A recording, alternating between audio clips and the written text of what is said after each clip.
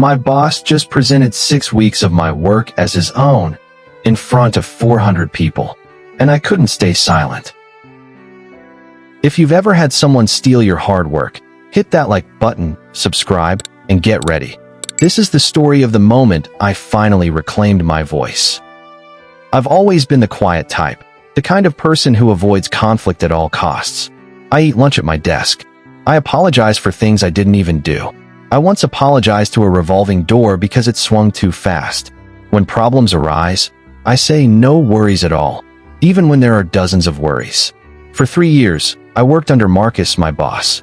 On the surface, our team looked fine. Polite Slack messages, occasional casual jokes, team lunches. But behind the scenes, Marcus had a quiet habit, a pattern, really, of taking ideas I brought up privately and presenting them to leadership as his own. At first, I let it slide. Maybe he didn't notice. Maybe it wasn't personal. But after a while, I started keeping notes. Dates, ideas, exact words. 18 months of careful documentation.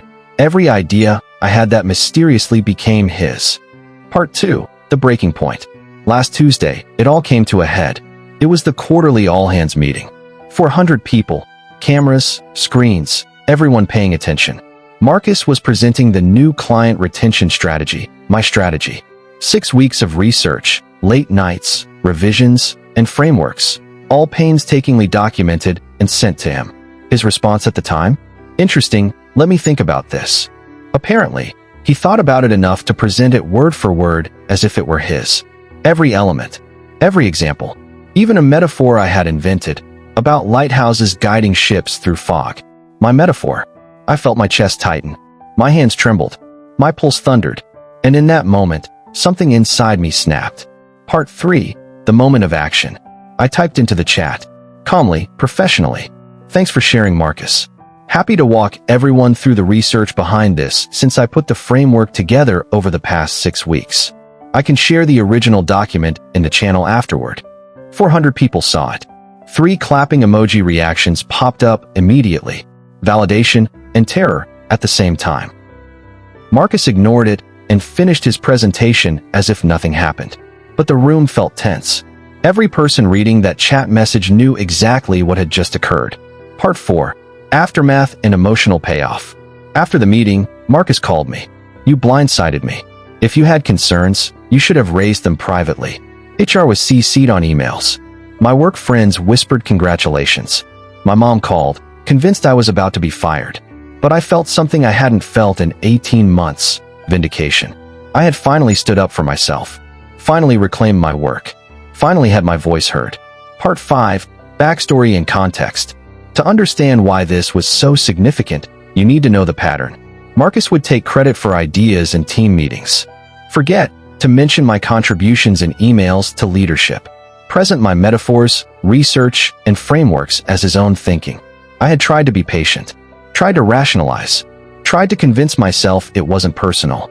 But deep down it was. And it stung. Keeping a notebook of evidence became my secret weapon. Every stolen idea recorded. Every time I was overlooked. Every instance where I was invisible, documented. By the day of the all-hands, I had 18 months of proof.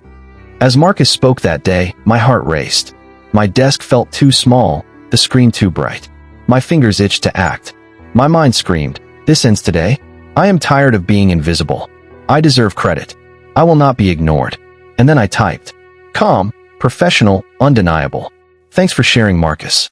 Happy to walk everyone through the research behind this since I put the framework together over the past 6 weeks.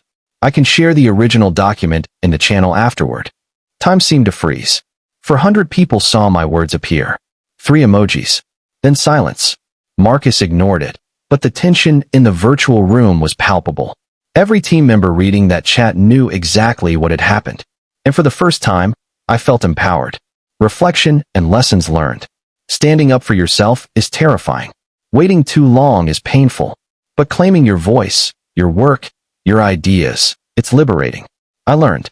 Keep careful records of your work. Speaking up doesn't make you confrontational. It makes you human. Recognition from others is nice. But reclaiming your sense of worth is priceless. Justice, when earned, is worth the fear and adrenaline. If this story inspired you, hit like and comment below. What's the most satisfying revenge you've ever seen? Don't forget to subscribe for more stories about justice, courage, and finally taking your voice back.